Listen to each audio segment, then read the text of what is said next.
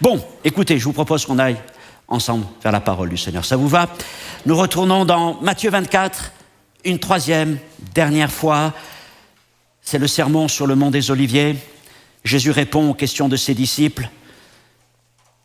Quel sera le signe de ton avènement, de la fin du monde? Quand est-ce que ces choses se passeront? Et Jésus leur donne ce discours extraordinaire. Je vous dis, ce discours, ce n'est pas un discours qui rentre dans les détails. On le verra encore. Ce discours, c'est en quelque sorte résumé en quelques phrases, malgré tout. C'est l'histoire des 2000 ans qui ont commencé à la Pentecôte et qui continuent. Ça s'appelle les derniers jours. C'est l'histoire de ces 2000 ans. C'est une route, c'est un chemin à travers l'histoire. Un chemin qui commence à ce moment où Jésus remonte auprès du Père et qu'il déverse son esprit et qui s'achèvera lorsqu'il reviendra dans sa gloire. C'est ce chemin qu'il trace. Et une image que nous avons utilisée maintenant, vous le savez, c'est ce rapport qu'il fait entre tout ce long processus, cette longue histoire des derniers jours et le processus de l'enfantement, de la grossesse chez une femme. Et pour m'appuyer sur quelque chose de solide, donc de biblique, je suis parti de cette parole que Jésus dit, tout ceci sera le commencement des douleurs, verset 8.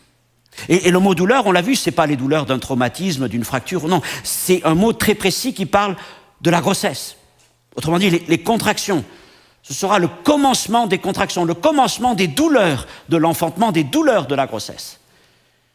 Et nous avons traversé ce chapitre, premier message, deuxième message, en suivant les différentes étapes, en quelque sorte grandes étapes que Jésus place et on le voit comment elles correspondent aussi aux grandes étapes du processus de grossesse. Le commencement des douleurs, l'amplification des douleurs, versets 9 à 14, qui nous raconte toute l'histoire de l'Église depuis 2000 ans. Les épreuves, les difficultés, les tribulations et combien nos frères et sœurs subissent les épreuves, la persécution, mais aussi les séductions. Mais Jésus nous dit aussi que l'Évangile sera prêché jusqu'aux extrémités de la terre. Toutes les nations en entendront parler. Alors viendra la fin, non pas la fin du monde, mais la fin en quelque sorte de cet acte, de cette partie, de la mission de l'Église. Et commencera alors une nouvelle époque. La phase suivante, la rouge, c'est la grande détresse. J'ai dit que cette phase est inaugurée par...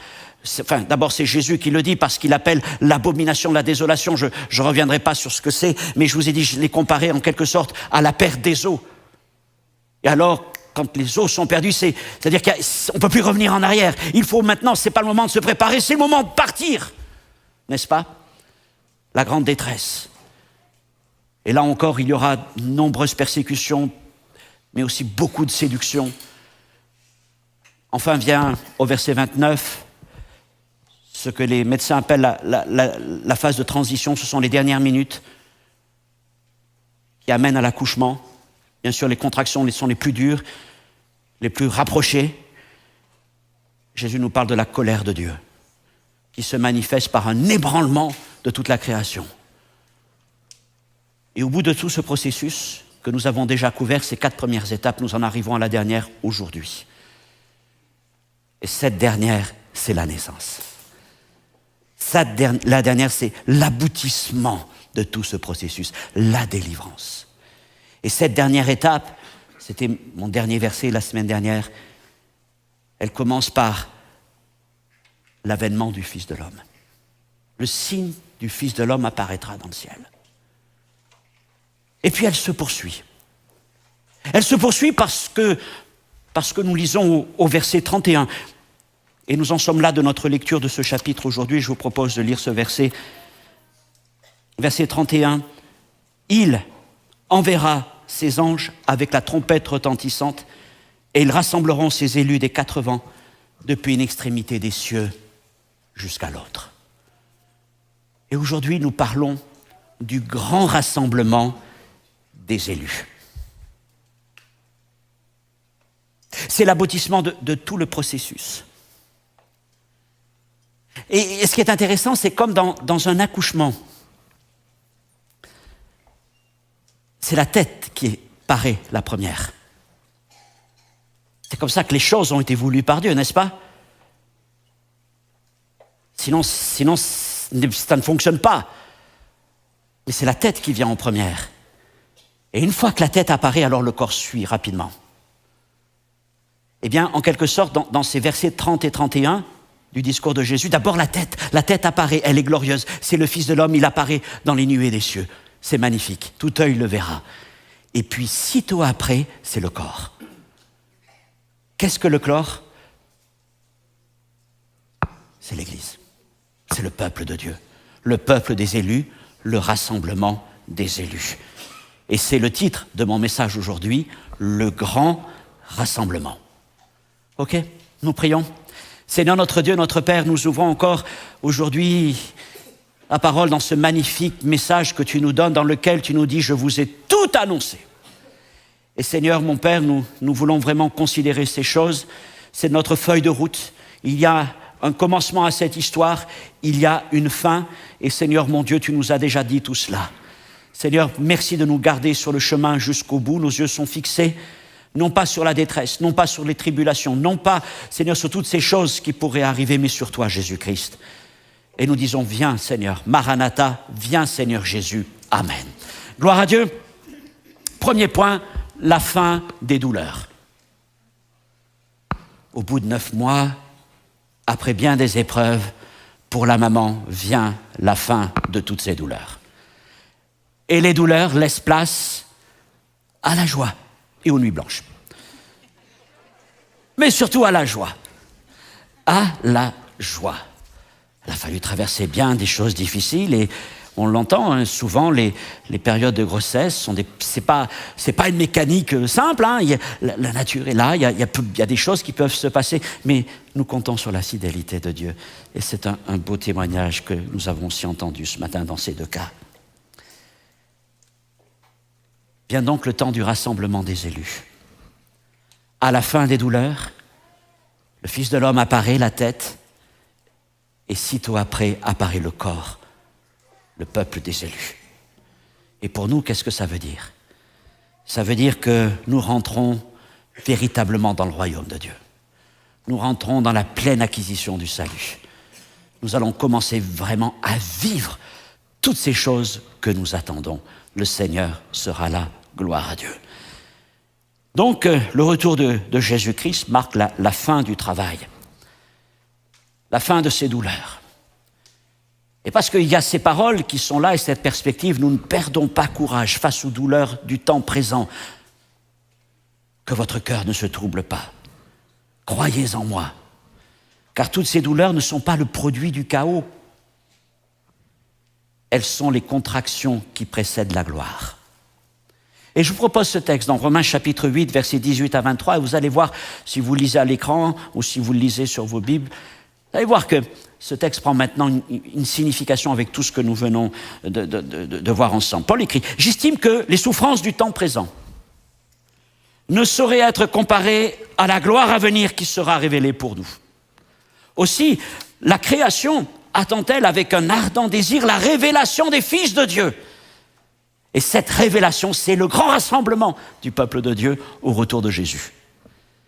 Car la création a été soumise à la vanité, non de son gré, mais à cause de celui qui l'y a soumise, avec l'espérance.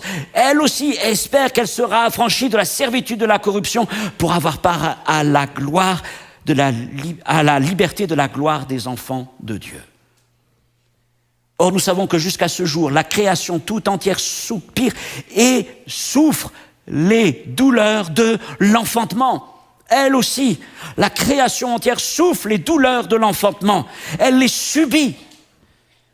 Et ce n'est pas elle seulement, mais nous aussi qui avons les prémices de l'Esprit. Nous aussi, nous soupirons en nous-mêmes en attendant l'adoption, la rédemption de notre corps. Nous soupirons en nous-mêmes. Nous ressentons toutes les souffrances qui sont là. Mais nous savons qu'au bout du compte, il y a une grande joie, une grande espérance. Et jour après jour, nous ne cessons de dire « Jésus, viens bientôt. Jésus, Maranatha. Quand tu seras là, ce sera la fin des douleurs, ce sera la fin du travail. Nous ne gémirons plus, mais nous nous réjouirons en toi, Seigneur. Ce sera le temps de la révélation des fils de Dieu. ou comme Jésus, ça c'est la manière de Paul de le dire, ou comme Jésus le dit lui dans le sermon, le rassemblement des élus. Deuxièmement, il rassemblera ses élus. Alors le mot qui est utilisé ici pour rassembler ne se trouve qu'une autre fois dans toute la Bible, dans tout le Nouveau Testament. Paul l'utilise dans 2 Thessaloniciens 2:1, lorsqu'il dit pour ce qui concerne l'avènement de notre Seigneur Jésus-Christ, autrement dit son retour, et notre réunion avec lui. Et rassembler, c'est le verbe, et réunion, c'est le substantif, mais c'est le même mot. C'est les seuls endroits où ils sont employés dans le Nouveau Testament. C'est très important, parce qu'ils sont employés dans le même contexte, pour une chose très précise. Et si je dois essayer de vous donner en français le sens de ce mot, en étant le plus littéral possible, c'est la grande synagogue. La grande synagogue. Synagogue, c'est un synonyme d'ecclésia, l'église, ça veut dire l'assemblée. La grande assemblée, la grande synagogue. C'est quoi cette grande synagogue, ce grand rassemblement? C'est le rassemblement final, le rassemblement ultime, le rassemblement de tout le peuple de Dieu, de tous les élus de Dieu. Ceux qui étaient cachés deviennent visibles. C'est quoi ce rassemblement? C'est l'église de toutes les générations, de toutes les nations. C'est cette église que l'on ne voit pas encore, mais que Jésus connaît déjà. Et au moment de son retour, elle deviendra visible. C'est la grande synagogue, en quelque sorte. Et cette église, cette synagogue, est le rassemblement des élus. Si vous avez fait attention tout à l'heure, lorsque j'ai introduit le texte de la Sainte Seine de Matthieu 22, verset 14, Jésus dit cette phrase que nous connaissons bien, « Il y a beaucoup d'appelés, mais peu d'élus. » Beaucoup d'appelés. On le voit bien avec le contexte de cette parabole. Il y a des invitations. L'invitation est lancée à travers le monde entier. Dieu invite, il invite les hommes à se réconcilier. Mais les hommes trouvent toutes sortes d'excuses ou de motifs valables pour dire « je n'ai pas le temps » ou ceci. Il y a beaucoup d'appelés, et notre mission, c'est d'appeler. Nous appelons, mais nous n'avons aucun pouvoir quant à l'élection. Mais Dieu sait ceux qui sont élus. Et qui sont ceux qui sont élus? Eh bien, Paul le dit, ceux qu'il a connus, il les a prédestinés, il les a aussi appelés. Et ceux qu'il a appelés, il les a aussi justifiés. Et ceux qu'il a justifiés, il les a aussi glorifiés. Ça, ce sont les élus de Dieu. Nous sommes incapables de dire qui est élu, qui ne l'est pas. Ce n'est pas un certificat de bonne conduite, ce n'est pas un tampon, ce n'est pas un permis. Non, c'est Dieu qui sait toutes choses. Mais ce qui est certain, c'est que lorsque nous répondons à son appel, c'est la grâce de Dieu qui est en nous. Parce que vous notez que dans ce verset de Paul, nulle part il est écrit « je », mais il est toujours écrit « il ». C'est lui qui conduit toutes choses. Et je préfère savoir que mon salut repose sur ce qu'il a entrepris plutôt que sur ma volonté ou sur mes efforts. Parce que je sais qu'auprès de lui, mon salut est garanti. Et il nous a appelés, et par sa grâce, il nous a justifiés, et il nous a glorifiés. Justifiés par la foi en Jésus-Christ, glorifiés comment? En déposant en nous les arts du Saint-Esprit. Le Saint-Esprit est en nous, c'est déjà la gloire. L'espérance de la gloire, Christ en vous, Paul écrit dans les Colossiens. Sanctifié, glorifié. Alors ce peuple des élus, au temps du retour de Jésus, donc, il y a 2 choses qui vont se passer. D'abord, le rassemblement final marque leur révélation. C'est un rappel de ce que Paul a écrit, la révélation des fils de Dieu et des filles de Dieu. Romains 8, 19. Le temps de la révélation. Ce qui était caché va devenir visible. Et Jésus connaît chacun de ses enfants. Et il les envoie chercher pour les réunir. Et le texte dit, ils viennent des 4 vents, des 4 points cardinaux de la terre, de toutes les nations de la terre, signe de l'universalité de la prédication de l'Évangile. Dans le monde entier, jusqu'aux extrémités de la terre, Jésus l'avait annoncé, il le confirme aussi au début de Matthieu 24, verset 14, il sera prêché à toutes les nations, alors viendra la fin. Et ce jour-là, retour de Jésus, on verra le fruit, le résultat de toute la prédication de l'Évangile. Les saints seront révélés. mais plus ils seront glorifiés. Ce qu'il a justifié, il les a glorifiés. Déjà en nous donnant son esprit, mais alors qu'est-ce qui se passera quand il va revenir ? Paul le dit dans 2 Thessaloniciens, lorsqu'il viendra pour être en ce jour-là, c'est quoi ce jour-là ? C'est le jour du retour, n'est-ce pas ? Il viendra en ce jour-là pour être glorifié dans ses saints et admiré dans tous ceux qui auront cru, car notre témoignage auprès de vous a été cru. Nous le savons au retour du Jésus. Lorsque nous paraîtrons, lorsque nous serons révélés, ce sera avec des corps glorifiés, des corps extraordinaires, des corps incorruptibles, des corps immortels, des corps de lumière. Ce sera la gloire de Jésus dans nos vies. Ce sera le temps de l'apparition, de la révélation, de la glorification du peuple de Dieu. Alors, il y a un débat dans lequel je ne m'avance pas trop aujourd'hui. C'est de savoir, mais au-delà de la définition biblique, théologique de ce qu'est un élu, c'est parmi les hommes, qui sont les élus ? Ce que je veux dire, il y a beaucoup de débats dans tout cela. Et si je dois considérer ceux qui feront partie de cette grande synagogue, en quelque sorte, pour moi, il y a tous les saints de toutes les générations qui ont cru en Jésus-Christ. Alors comment feront-ils partie de cette synagogue ? C'est parce qu'ils auront participé à la résurrection. Jésus n'en parle pas ici. Paul en parle plus tard. Mais il y a comme le germe de cette idée de la résurrection. Et puis, comme Paul le dit, nous les vivants, nous ne les devancerons pas, mais nous serons enlevés. Et il y a un moment dans une génération qui c'est peut-être la nôtre. Après tout, Paul disait nous les vivants. Alors, qu'il plaise à Dieu que ce soit pour nous. Si ça se fait, tant mieux. Et si nous participons à l'enlèvement de l'Église, nous aussi, nous obtiendrons un corps glorieux, mais nous participerons à cette grande synagogue. Elle concerne donc tous ceux qui sont morts en Christ et tous ceux qui seront vivants en Christ.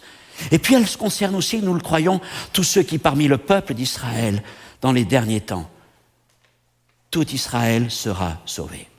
Œuvre extraordinaire qui se fera. Et voilà la grande synagogue qui sera révélée au jour du retour de notre Seigneur. Gloire à Dieu pour ça. C'est un beau projet quand même, une belle perspective. Troisièmement, les rassembleurs du roi. Il enverra ses anges. Jésus ne dit pas seulement que les élus seront rassemblés, il précise qui les rassemblera. Dieu mobilisera son armée céleste pour aller chercher les siens aux quatre coins de la terre. Il enverra. Et le verbe, là, envoyer, vient du verbe grec apostello, qui a donné quoi ? Apôtres. Les apôtres sont les envoyés de Dieu.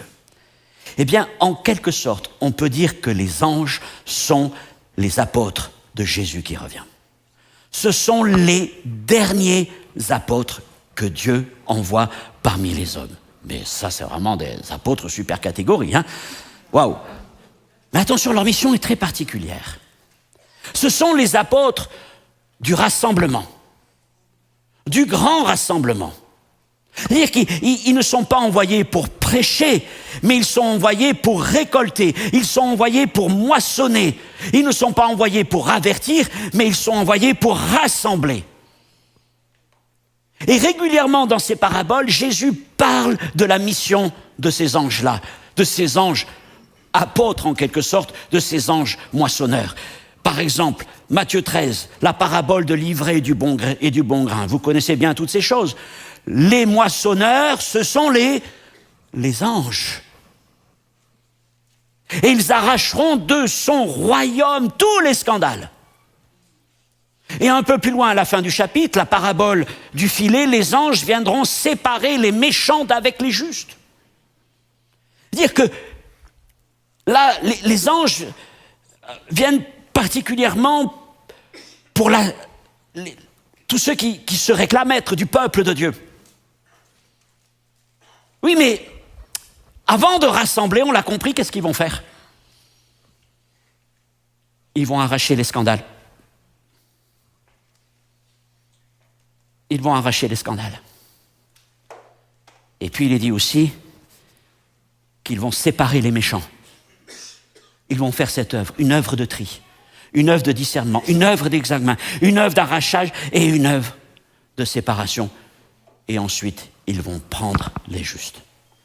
Alors bien sûr, tout ça va se faire en un clin d'œil, mais telle sera leur mission quand ils viendront parmi les hommes.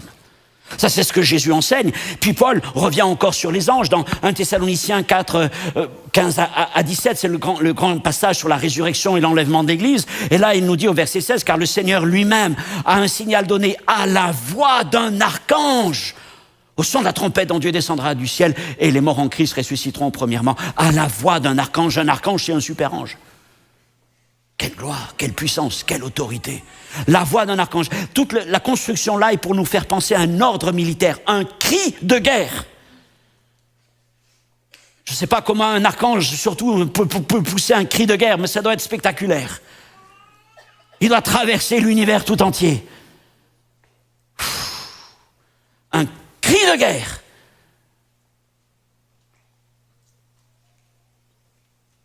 Dans l'Apocalypse, les anges sont les exécutants des jugements de Dieu. On va y venir. Ça commence à partir du chapitre 8. Là, on arrive à la fin du chapitre 6, pour ceux qui suivent la série.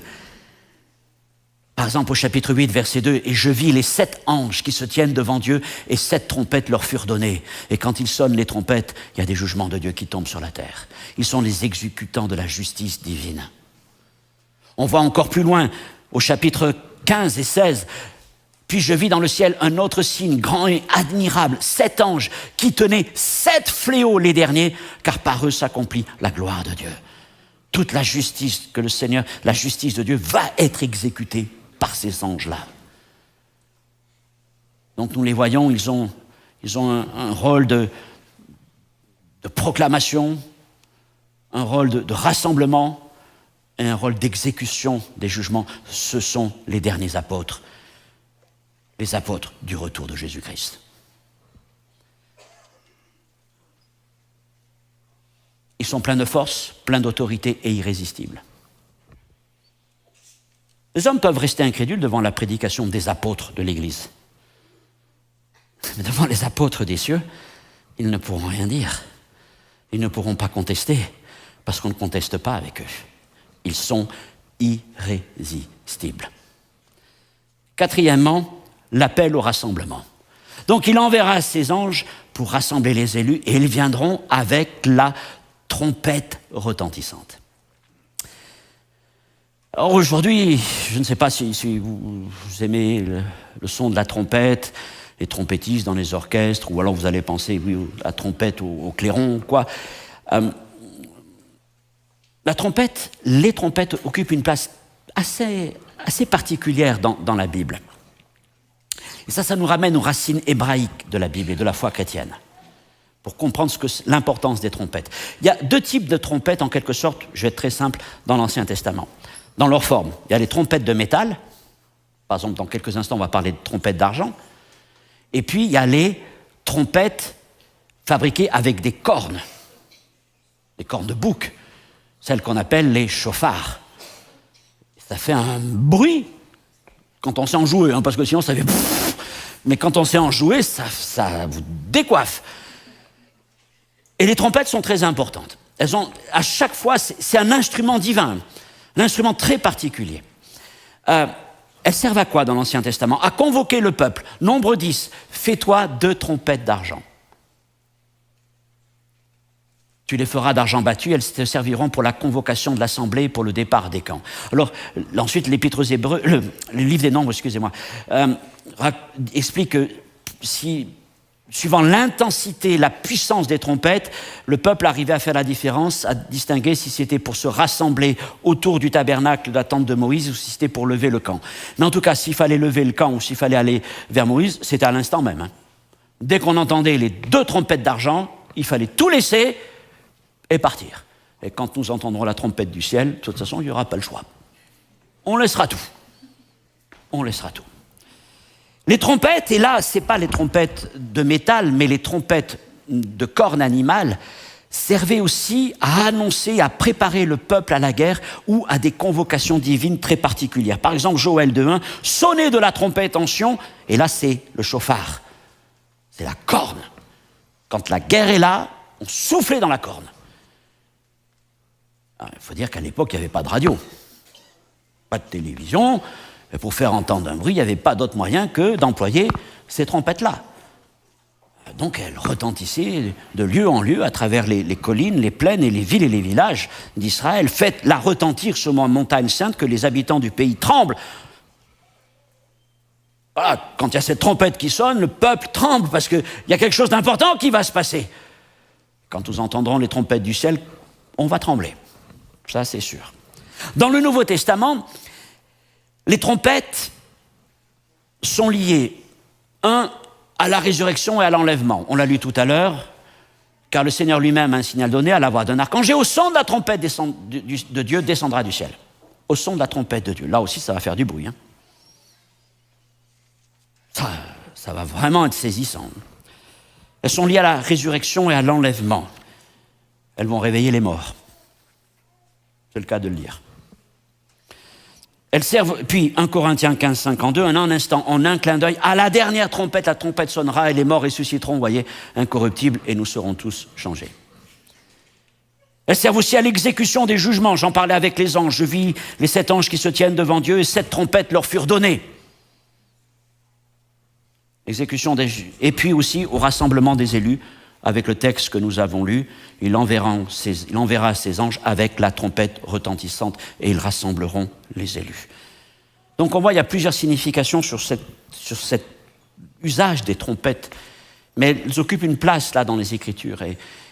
Et je pense que ce n'est pas des choses anecdotiques, mais on doit être sensible à tout ça. Si vous voulez, ce sont nos trésors. Ce sont des choses dont il faut être sensible, parce que c'est présent dans la Bible. C'est là pour nous instruire, pour nous avertir. Alors maintenant, la question qui traverse beaucoup d'églises, et depuis pas mal de temps, c'est de savoir s'il y a une ou plusieurs trompettes. Une, ça veut dire, est-ce que toutes ces trompettes dont nous avons parlé, la résurrection, l'enlèvement, le retour de Jésus, est-ce que c'est 3 trompettes ou c'est une trompette ? Certains disent qu'il n'y a qu'une trompette, puisque dans Matthieu 24, il n'y a qu'une trompette. Ah, il n'y a qu'une trompette. Autrement dit, la résurrection, l'enlèvement et le retour de Jésus sur terre, tout ça, ça se fait en même temps. Ce qui veut dire que, dans cette approche-là, il faut aller jusqu'au bout de l'histoire des derniers jours. OK ? Ça se passe tout en même temps. Puis il y en a d'autres qui disent... Écoutez, même Paul parle de la dernière trompette. Donc s'il y a une dernière trompette, ça veut dire qu'il y a quand même plusieurs trompettes. Pour qu'il y en ait une dernière, il faut qu'il y en ait une d'autre avant. Et donc on va dire, non, ne mélangeons pas tout.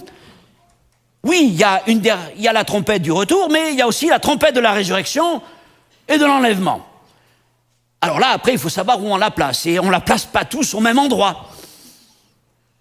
Et il y a différentes façons de placer cette trompette de la résurrection et de l'enlèvement. Et vous le savez, ça va être avant la grande détresse, pendant, au milieu ou après. Il y a beaucoup de discussions qui sont là, ça fait longtemps qu'on en parle. Des fois, on se traite de faux enseignants ou de faux frères par rapport à ces choses. Moi, je vais vous dire, non, je ne mépriserai jamais un frère, un enseignant qui ne place pas les trompettes au même endroit que moi.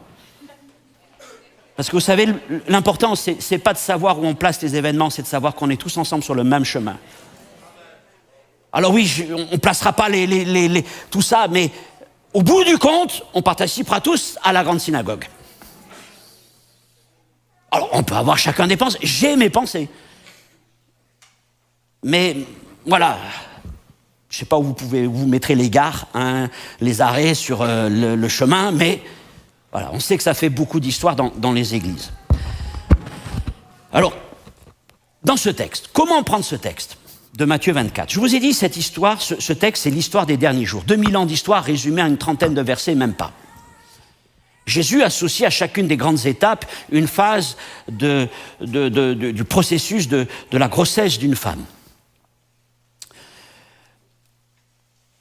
Et il aboutit donc, verset 30, c'est l'apparition de Jésus dans les cieux, son avènement. Verset 31, c'est le grand rassemblement des élus. La trompette sonne. OK. Ce qui est clair, la seule chose que je peux dire d'une manière sûre et certaine, c'est que la trompette dont il est question là, c'est celle du grand rassemblement.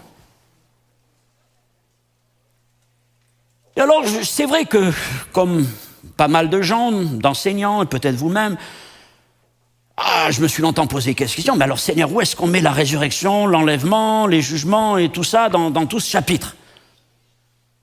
Alors, j'ai lu plein de textes, j'ai écouté plein de messages, et je vois que les uns, comme je vous l'ai dit, le mettent là, l'autre le mettent là, ils vous font des constructions dans tous les sens, et puis plus je lis, j'étudie, ça ne me va pas du tout. Et j'en suis arrivé à cette conclusion-là, ne faisons pas dire à Jésus ce qu'il n'a pas voulu dire. Et je pense que si Jésus agit comme ça, c'est parce qu'il sait que ses disciples ne sont pas prêts à tout entendre. Je vous rappelle que là, nous sommes quelques jours avant la Pâque et qu'ils n'ont même pas encore compris que Jésus doit mourir et être ressuscité. Alors, il lui demande d'ailleurs quelque temps avant, mais qu'est-ce que c'est que ressusciter? Alors vous imaginez qu'il va commencer à les enseigner sur la résurrection des saints, l'enlèvement de l'Église. Ils sont absolument pas prêts du tout à entendre ça. D'ailleurs, Jésus leur parle de son retour, de son ascension auprès du Père et de sa promesse de retour que plus tard, dans la chambre haute, au moment de la Pâque, dans Jean chapitre 14, vous savez, je vais vous préparer une place et lorsque je m'en serai allé et que je vous aurai préparé une place, je reviendrai, je vous prendrai avec moi. C'est qu'à ce moment-là qu'il leur en parle. Donc, il n'allait pas leur en parler avant, puisqu'il ne leur avait même pas parlé de son retour. Ne faisons pas dire au texte ce qu'il ne dit pas, ne faisons pas dire à Jésus ce qu'il ne veut pas encore dire. Je ne dis pas qu'il ne le sait pas, mais je dis que c'est un grand pédagogue. Parce que voyez-vous, trop souvent dans nos enseignements, et certainement moi le premier, c'est comme si nous allumions une espèce de grand phare, presque le soleil. On sort peut-être, je ne sais pas, d'un lieu obscur, mettons que vous avez vu un grand film, un long film de 3 heures, en plein été. La séance se finit vers 4h, 4h30, vous êtes dehors. Paf! Vous prenez le soleil. Qu'est-ce que vous faites? Vous protégez vos yeux. Parce que vous ne pouvez pas supporter la lumière. C'est trop de lumière, n'est-ce pas? Vous étiez dans l'obscurité. Vous prenez le soleil, vous ne pouvez pas. Vous n'arrivez même pas à regarder en face de vous. Il y a trop d'intensité. Vous devez fermer vos yeux, protéger vos yeux, parce que sinon ils vont être abîmés. Vous baissez la tête, et alors le problème, si vous continuez à avancer, vous risquez de rentrer dans quelqu'un. Mais vous voyez, il y a des enseignements, surtout concernant le retour de Jésus, c'est un peu la grande lumière. C'est un peu le grand soleil qui est allumé. Pour des gens qui finalement sont plus habitués à une certaine pénombre, et tout d'un coup, on les met à la grande lumière. Et on leur dit tout. Alors voilà ce qui doit se passer, on va vous faire plein de tableaux et des graphiques et des ceci, des cela. Les graphiques, ça va dans tous les sens, il y a plein de dessins, vous êtes complètement paumés, vous avez entendu plein de mots, millénariste, amillénariste, prémillénariste, pré-tribulationniste, et la colère, et pouf! L'enseignant est content parce qu'il a mis plein phare, et vous êtes comme un lapin au milieu de la route. Vous vous demandez, mais qu'est-ce qui m'arrive? Je vous ai qu'une chose, c'est de vous fuir ça. Jésus, lui, il met les veilleuses. Il mettra les codes. Et puis après viendra toute la lumière. C'est un grand pédagogue. Il aurait pu tout dire, il savait tout. Bon, à part le moment de son retour, il le dit, mais pour tout le reste, tout l'enchaînement des choses, la plupart des choses, il savait, il pouvait les enseigner sur la résurrection, sur l'enlèvement, mais il choisit de ne pas le faire. C'est pas le temps, c'est pas encore le moment venu. Mais il leur donne la grande ligne, la grande histoire. Parce que l'important pour eux, c'était de comprendre cette grande histoire qui allait venir. Et surtout que, au bout du compte, Jésus reviendrait pour chercher les siens. Et puis le Seigneur ne se fait pas de soucis parce qu'il sait que 20 ans plus tard, il aura préparé ses apôtres, et notamment l'apôtre Paul. Et comme Paul le dit, dans 1 Thessaloniciens 4,15, voici ce que j'ai reçu d'après une parole du Seigneur. Et Paul parle souvent de ces paroles qu'il a reçues de Jésus. Jésus lui parle de bien des choses, la scène, l'Église, les ministères, et puis la résurrection et l'enlèvement. Et Paul est habitué à la lumière. Et l'Église aussi est habituée, elle a grandi dans l'enseignement des apôtres. Et maintenant, elle peut recevoir l'enseignement sur la résurrection, l'enseignement sur l'enlèvement, et encore d'autres précisions sur lesquelles Paul va revenir. Il va notamment, dans 2 Thessaloniciens, développer tout un long paragraphe au sujet de ce que Jésus mentionne, qu'on a du mal à comprendre, qui s'appelle l'abomination de la désolation. Et Paul va nous parler de l'adversaire, du fils de la perdition, l'impie, celui que nous appelons l'Antichrist. Et plus tard encore, presque à la fin du siècle, l'apôtre Jean viendra avec la révélation ultime, celle de l'Apocalypse. Et là aussi, le peuple de Dieu a grandi dans la foi, il a grandi dans la connaissance, et il devient capable alors de recevoir ces choses-là. Mais l'Apocalypse, si elle était arrivée là, dans les années 30-35, peu de temps après la mort de Jésus, sa résurrection, c'était trop à supporter. C'était trop à supporter. Maintenant, je vais avoir un point qui n'est peut-être pas forcément agréable à écouter. Mais aujourd'hui, mon souci, c'est que c'est complètement l'inverse, notamment dans nos églises occidentales, et surtout sur le continent européen.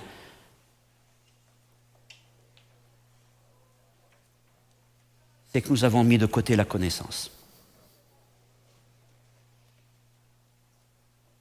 Si vous allez consulter, je le fais régulièrement pour enrichir mes prédications, pour approfondir mes connaissances, les sites américains, les chaînes américaines, les enseignements anglophones, anglais, américains, australiens, vous allez trouver des kilomètres et des kilomètres sur YouTube d'enseignement. Vous faites les mêmes recherches en français, vous avez rien, ou si peu. Et nous avons banni la connaissance de nos églises. Oh, on ne va pas leur parler de ça, c'est trop compliqué. On ne va pas leur en parler. Alors oui, qu'est-ce qu'on a comme message? Des messages punchline, des messages slogans qui vont faire du bien. C'est vrai que ça fait du bien, mais ça ne construit pas, ça n'édifie pas. Et ce qui veut dire qu'on peut se retrouver avec des chrétiens qui peuvent avoir 20, 30 ans de conversion, et si je leur parle de pré-tribulationnisme, oh, qu'est-ce que vous venez de dire? Et ça, c'est un problème. Parce que nous n'avons pas la connaissance. Non pas une connaissance théologique, mais une connaissance de la parole de Dieu. Il y a un temps pour être comme les disciples, mais il y a un temps aussi pour, après, avancer plus loin et recevoir ces enseignements plus détaillés des apôtres. Et de commencer à mettre ces choses, parce que qu'est-ce qui va nous permettre de tenir bon dans les temps qui vont venir? La connaissance de la parole de Dieu, et bien sûr, être rempli du Saint-Esprit. Les deux vont ensemble. Et la connaissance doit revenir au milieu du peuple de Dieu. Alors évidemment, c'est plus compliqué, il va falloir aborder certains thèmes. Vous savez, quand vous faites des messages punchline, tout ceci, vous avez j'ai une super idée. Ce qui est gratifiant, c'est que vous avez un résultat, un retour immédiat. Et pour le prédicateur, c'est super. Vous faites un appel, c'était super, c'est génial, pasteur, vous nous avez super invité. Vous faites un enseignement où il y a la connaissance, vous n'avez pas de retour immédiat. Oui, mais vous travaillez dans les cœurs. Alors il faut pas être ni dans l'un ni dans l'autre. Il faut avancer dans les deux ensemble et avoir cet équilibre. Mais ma mission aussi, c'est par moments de vous amener sur ce chemin et de le faire d'une manière aussi pédagogique. Et je crois que le Seigneur nous montre la bonne voie. Oui, dans ce discours de Matthieu 24, Jésus ne rentre pas dans tous les détails qui viendront plus tard, mais il nous donne la route. Et le principal, c'est de savoir qu'ensemble, nous sommes sur cette route et que nous arriverons au jour du grand rassemblement, au jour de la grande synagogue, lorsque le Seigneur apparaîtra dans les cieux. Je ne sais pas quand est-ce que notre route prendra peut-être un autre chemin, s'il nous prendra avec lui, ou si nous mourrons. C'est arrivé, bien sûr, pour toutes les générations qui nous ont précédés. Mais ce que je sais, c'est que, morts ou vivants dans la foi, nous participerons au grand rassemblement.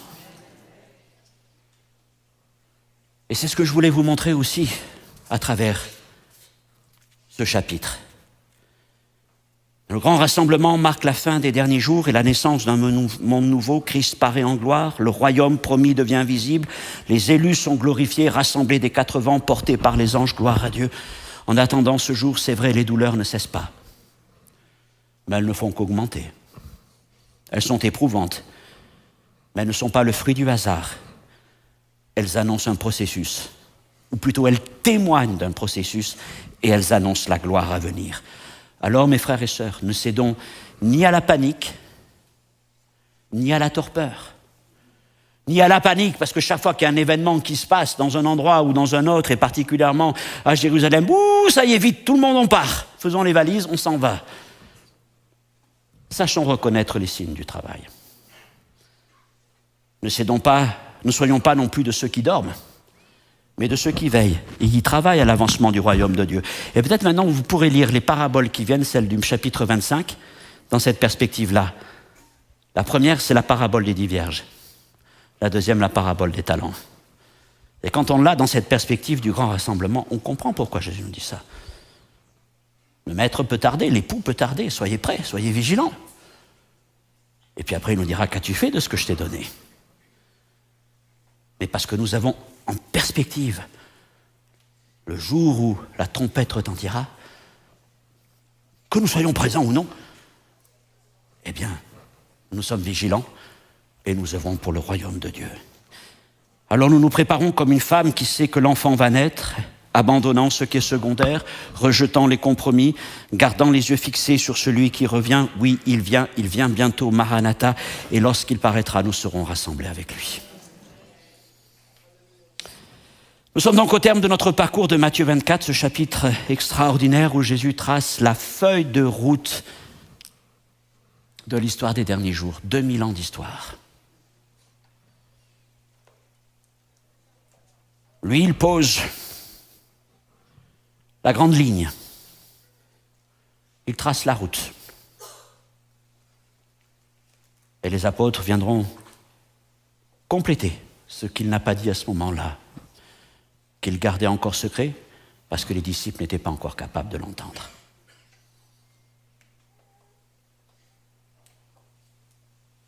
Nous avons commencé avec ce sermon sur la montagne des Oliviers, pour un peu nous aligner tous dans ce niveau de connaissance. Et alors que nous allons avancer dans l'étude de l'Apocalypse, eh bien nous allons affiner au fur et à mesure avec tout ce que les apôtres nous ont laissé de la part du Seigneur. Mais alors la dernière question qui peut venir, oui d'accord frère, mais où en sommes-nous exactement aujourd'hui ? Bien, je dirais pour ma part que nous sommes encore entre le verset 9 et 14. On vous livrera au tourment, vous fera mourir, vous serez haïs de toutes les nations. Ça, c'est le cas de bien de nos frères et sœurs depuis bien des générations, n'est-ce pas ? Plusieurs succomberont, se trahiront, se haïront les uns les autres. Plusieurs faux prophètes s'élèveront et séduiront beaucoup de gens. Oui, ça, la séduction est là. Parce que l'iniquité se sera accrue, la charité du plus grand nombre se refroidira. Ça concerne plus particulièrement nos églises occidentales. La pression de l'iniquité, du monde qui est là, l'amour authentique et puissant pour Christ se refroidit. Mais celui qui persévérera jusqu'à la fin sera sauvé. Et cette bonne nouvelle du royaume sera prêchée dans le monde entier pour servir de témoignage à toutes les nations. Alors viendra la fin. La fin n'est pas encore venue. Cette fin-là, la fin de cet acte n'est pas encore venue. L'évangile est prêché. Nous sommes là. Nous sommes certainement vers la fin du verset 14. Il ne reste plus beaucoup de lettres. La prochaine grande étape, je ne vais pas vous dire si nous la verrons ou si nous ne la verrons pas, ce n'est pas mon but aujourd'hui, mais c'est ce que j'avais appelé la rupture des eaux, la perte des eaux. C'est que lorsque vous verrez l'abomination de la désolation, bon, on ne l'a pas encore vue, on s'interroge encore même pour savoir ce que c'est exactement, mais elle viendra, mais pour l'instant on n'en est pas là. Et nous avançons sur cette route. J'espère que ce chemin est déjà un peu plus clair pour vous. Vous prenez en photo le diapo. Je vous rappelle que sur les vidéos, les descriptifs vidéo, vous avez les notes pour reprendre tout ça, pour remettre tout ça. Et surtout, je vous ai dit, marquez ces choses dans vos Bibles. Moi, j'ai entouré de partout tous ces mots qui nous permettent les étapes. Et vous allez voir. Et, ok, on est sur le chemin, tous ensemble. Et c'est ça le plus important, mes frères et sœurs. Es-tu sur le chemin ? Jésus dit, je suis le chemin et la vérité. Et il a tracé un chemin à travers 2000 ans d'histoire. Je ne sais pas exactement quand est-ce qu'il va se finir. Lui-même ne le savait pas. Alors on ne va pas essayer d'en dire plus. Mais es-tu sur le chemin ? Et Dieu te lance un appel. Rejoins Jésus sur ce chemin. Marche à la suite de Jésus. Marche avec mes enfants, avec mes frères et sœurs, dit le Seigneur. Rejoins, fais la paix avec Dieu. Et tu verras alors que, quels que soient les événements qui peuvent se produire autour de toi, tu es sur le chemin. Tu es sur le chemin. Et tu sais qu'un jour tu participeras à la grande synagogue. Et pour être sur ce chemin, ce que Dieu te demande, c'est de croire en Jésus. de lui demander pardon pour tes péchés, de le laisser changer ta vie et de suivre ses instructions comme sa parole nous le demande par la puissance de son esprit. Seigneur, merci de nous avoir mis sur ce chemin et merci de nous avoir tout annoncé. Seigneur, vraiment, tu es le grand pédagogue. Tu nous montres, Seigneur, d'une manière progressive, comment nous devons comprendre toutes choses.